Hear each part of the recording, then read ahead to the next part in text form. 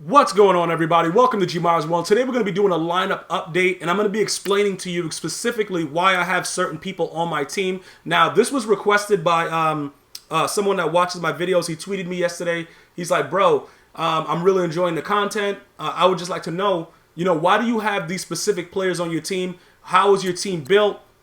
What are the things go into factoring making your squad? All right, so listen, I'm going to break it down for you right now, and maybe you'll learn something about the way that I do stuff, and then probably by the way that, your comments and stuff like that, other people may be able to pick up on some of the other things that are going on as far as making their team better and understanding certain concepts. Now, we're going to start off with the number one thing that you're going to always need in MUT, and that's the quarterback. Now, Ben Roethlisberger, I've gone through so many other quarterbacks. Drew Brees, Cam Newton, both Cam Newtons, the flashback and the regular one. Who else? I've had several other ones, even the free ones that you get from doing long shot, the Devin Wades, all the Carson Palmer and the Sam Bradford. Those are just team leaders. But I've already pretty much quick sold or raid sold the other quarterbacks. The bottom line about this with Ben Roethlisberger, this is what you're looking for in quarterbacks. Don't worry about his speed. Don't worry about that. Just look at his throw short, which is an 81, throw accuracy mid, which is an 82, and the throw accuracy deep, which is an 82. Listen to me and understand what I'm trying to tell you, bro, because I had to learn the hard way. Nobody tries to help me, dog. Like, I come out there, I get blown out live on stream sometimes, and dudes just outright just like, yo, it's a funny scene, everybody's happy. But for me, I learned from every loss. So it's okay for me to understand exactly what's going on as I'm getting my brains beat in, but I want you to not have to deal with that. So look, pretty much this is what it is. This is why that flashback Cam Newton is a total turd. He has a 75 throw deep, and what happens is anything under 80 with throw deep, you're not making an accurate pass downfield most of the time. Now, you will play somebody that will find a way to have the worst quarterback in the game and dot you the entire game with a bum quarterback. But that's not realistic for everybody, especially me. I don't get love like that. I will tell you this. The 86 throw power is more than enough for the receivers that I have right now. I am working on getting that OBJ. I'm grinding it out. That's why I haven't really been streaming that much. But as soon as I get the OBJ and the MUT Master with Sean Taylor, I'm good to go. I'll be streaming. I'll be back on schedule, everything like that. Until like the next thing that comes up, because I just want to make sure that I get those things done like I do every year with MUT Master or whatever like that. So that's pretty much what you need at quarterback. You need 80s along the board. I don't care what quarterback you have. If they have those 80s, you're going to pretty much make your throws accurately. Okay. For the most part, my team is no money spent, but I had to spend money to do this with LaDainian Tomlinson. Okay, you don't have to spend money, and you can get one token daily to get this LaDainian Tomlinson upgraded. But you'll be doing it until October, November. It was $2 a day. I spent about $18 to get enough of the tokens needed for him. You can see he has an 89 speed. Look at that blue though with the upgrade of the 92 carrying. Very, very important. I don't know what they did with the update that they recently had, but he hasn't been fumbling a lot for me lately. So I don't know exactly what's going on. I don't know if they made the attribute matter or something like that. I can't really explain it, but it's something to be reckoned with that his carrying is that high this early in the year, because I don't know how much further they're going to be able to go with certain running backs. The Leonard Fournette, he's a rookie premier. He probably will get upgrades throughout the year, but he fumbles a lot. And you can see with his carrying at a 75, that's a major issue. So I want you to understand when it comes to running back, carrying is a factor. Now, you can also change your coaching adjustments and the strategy to have your running back be more conservative and stuff like that, but it takes away from his jukes and other things and other attributes. If you need for me to go into that more in a live gameplay, I will definitely do that for you. Just let me know, leave it in the comment section. But the carrying overall, this guy braced for all big hits. He does everything by himself. So there's not really a need for you to do much more other than that. Just run the ball with him and do jukes, because he pretty much does everything himself. When you're looking at wide receiver, right? This guy right here, I'm not going to lie to you. This guy is a bum, okay? What is it? This guy's the journey master, Devontae Adams. This guy's going to drop the ball no matter what. I hate him, but sometimes he makes plays. You know what I'm saying, bro? Like, sometimes he does. He has an 83 catching. We could go ahead and look at Randy Moss at the same time. 90 speed. What's his acceleration? 89, which is pretty good. I don't know how he has the same acceleration as Davante Adams, but that's neither here nor there. Let's not worry about that right now. He can definitely, with that 90 speed, beat people over the top. And this is the reasoning behind why I'm grinding for that OBJ with the 92 speed, because he's definitely going to be beating people over the top. Now, if you are not aware, there is another patch coming for Madden later in the month. I'm trying to get everything done before that because I don't know where the game's going to go after that patch. So at this time right now, they can actually beat people deep with that type of speed. So what you're going to need in receiver, I wouldn't really worry too much about the run blocking for your outside receivers as much as speed. But I do keep Amari Cooper, who has, you know, he has decent run block and stuff like that as a wide receiver, because you can always sub in a tight end in certain run formations if you're going to be doing that, if you really, you know, adamant about running the ball hard and stuff like that. At the wide receiver position, I really focus on speed. Go back to my Madden 17 videos. You go, look, just look, I got a whole playlist and different things from draft champions, listen, trust me when I tell you, okay? Speed is always going to be something that's #1 in Madden. And at the wide receiver position, that's what you're going to need. All right? So Randy Moss, Davante Adams, Amari Cooper are my guys. When you're looking at tight end, right now, I just have the Gauntlet champions, Zach Ertz. Pretty much, I would recommend that you guys do Gauntlet Unleashed every week and get those Gauntlet tokens and put them into sets. Keep in mind that every month is going to be new Gauntlet champions, so utilize them. I really have no realistic reason other than he adds to my overall at 84 overall, because I really sub in my man over here. Where is he? Evan Ingram with the 85 speed. I would recommend that you get this card because he's one of the fastest tight ends in the game. And that's pretty much where I go with that at tight end. It's not really a lot for that, but I do keep certain guys in, you know, that have better run block than others. Like, obviously, you can see Jalston Fowler. He's my fullback for a reason with the run block, so I guess I could tackle this at the same time for why I have the fullback. You're looking for like 70, 80s, but they're really expensive when it comes to fullbacks right now. But I really, you know, I don't really utilize my tight end like that, so it's not really an issue for me.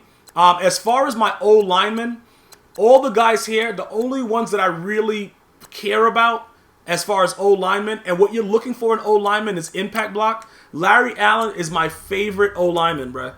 This dude, right, he only has an 85 impact block, you know what I'm saying? But he's such a goon, man. And you'll see that most of my linemen is like 80s and above. You understand what I'm saying? Like, you know, the run block, the pass block, stuff like that. But my impact block, I like them to at least have an 80.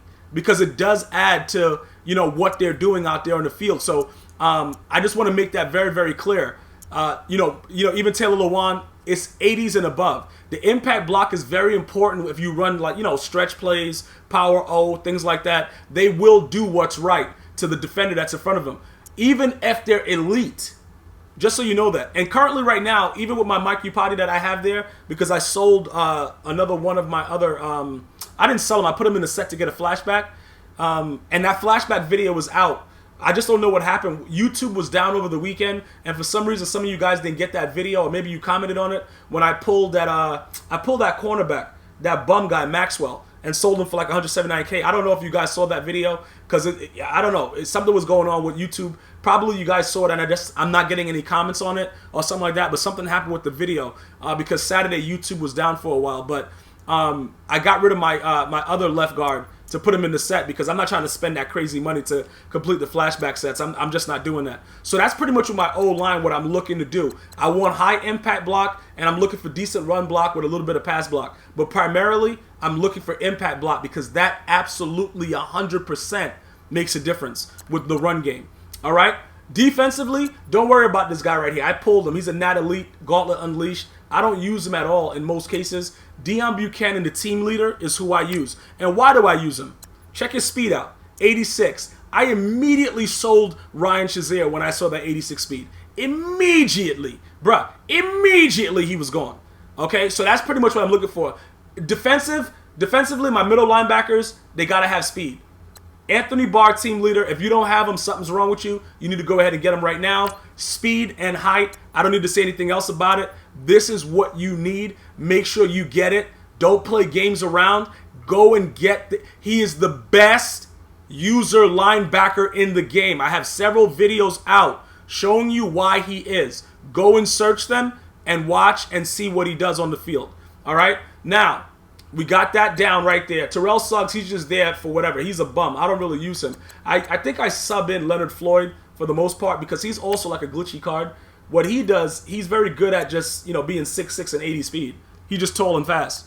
You know what I'm saying? For right now, until they start to upgrade more, so I don't really utilize him. Jonathan Cyprian, I'm doing Mutt Master, so he'll be gone soon.